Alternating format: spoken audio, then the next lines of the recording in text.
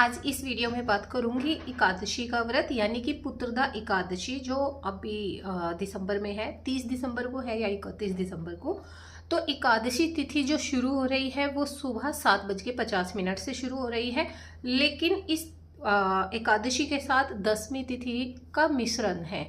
तो गरुड़ पुराण में ऐसा कहा गया है, नारद पुराण में भी वर्णन आता है कि जो भी मनुष्य स्त्री हो या पुरुष 10वीं मिश्रित एकादशी का व्रत करते हैं उनके सभी पुण्य नष्ट हो जाते हैं और उन्हें महान मतलब बहुत ज़्यादा कठोर यातनाओं को भोगना पड़ता है। इसकी जीती जागती जो मिसाल रही है वो रही है गांधारी।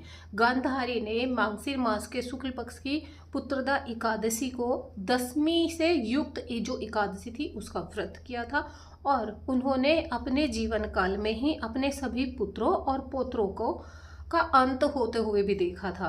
तो इसलिए इस एकादशी की महत्वता बहुत ज़्यादा है, लेकिन 10वीं तिथि स्थित एकादशी का व्रत नहीं करना चाहिए।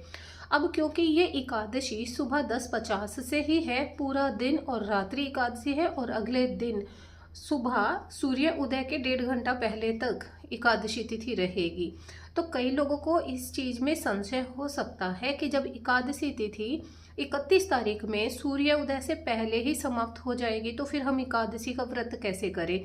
तो देखिए, शास्त्रों में ऐसा प्रमाण मिलता है, नारद पुराण में भी है, गरुड़ पुराण में भी इसका वर्णन मिलता है कि जो एकादशी तिथि सूर्य उदय के 1.5 घंटा 1 घंटा 40 मिनट पहले तक भी है, सूर्य उदय होने के 1 घंटा 40 मिनट पहले तक भी अगर एकादशी तिथि है और फिर सूर्य उदय के समय जो है द्वादशी तिथि में आ रही है, उस दिन का ही व्रत आपको कर लेना चाहिए।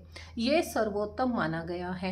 और अगर इससे भी थोड़ी देर पहले भी एकादशी तिथि समाप्त हो जाती, यानी कि 1 घंटा 40 मिनट के बजाय 2 घंटे या 2.5 घंटे पहले भी एकादशी तिथि का समापन हो जाता, तो ये कहा गया है कि 10वीं मिश्रित एकादशी का व्रत ना करके फिर जो लोग एकादशी का व्रत करते हैं उन लोगों को द्वादशी का व्रत कर लेना चाहिए।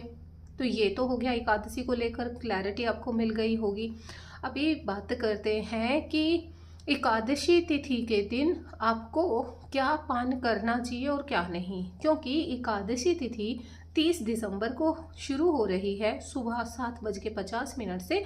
तो आपको उस दिन व्रत नहीं रखना है, लेकिन आपको ये चीज़ ज़रूर इंश्योर करनी है कि आप चावल का इस्तेमाल उस दिन बिल्कुल ना करें, ना घर में चावल पकाएं, ना चावल खाएं। चावल को पूरे तरीके से त्याग देना है। 31 तारीख में फिर आपको क्या खाना चाहिए? 31 तारीख में आप दूध और फल यानी कि एकादशी मिश्रित द्वादशी का ही व्रत कीजिए। पूर्ण व्रत होगा। पारण जो है 1 जनवरी को होगा, तो आपने सिर्फ दूध और फल का ही सेवन करना है। बाजार से लाई हुई किसी भी तरह की कृत्रिम वस्तुओं का इस्तेमाल ना करें, इससे आपका व्रत खंडित होगा।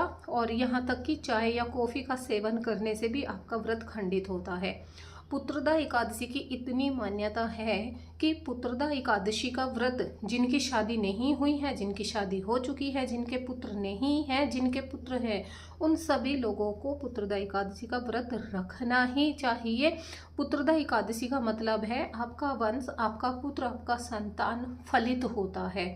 जैसे कहते हैं ना, दूधो नहा पूतो फलो, तो वो फलित होता है। यहाँ एक एकादशी साल भर की जो है, ये साल में मतलब 24 एकादशी आती है, लेकिन अपने आप में पुत्रदा एकादशी की इतनी महत्वता कही गई है, इतनी महान है ये अपने आप में कि इस एक दिन के व्रत से हजारों हजारों लाखों सूर्य ग्रहण के जो आप दान करते हैं, जो जाप करते हैं, उनका फल आपको मिल जाता है। और क्या करना चाहिए आपको? 31 तारीख के दिन, जिस दिन एकादशी द्वादशी के साथ मिश्रित है, उस दिन आपको विष्णु सहस्त्र नाम का पाठ जरूर करना चाहिए। ओम नमो नारायणाय, इस मंत्र का भी आप जाप कर सकते हैं। आप काम करते हुए भी, खाना पकाते हुए भी जो आप करते हैं उस सबको करते हुए भी आप ये जाप कर सकते हैं। और अगर आप विष्णु सहस्त्र नाम का पाठ नहीं कर सकते तो आपको एक दूसरा मंत्र मैं बता रही हूँ जो बहुत आसान है, इसका कम से कम 108 बार जाप जरूर कीजिएगा।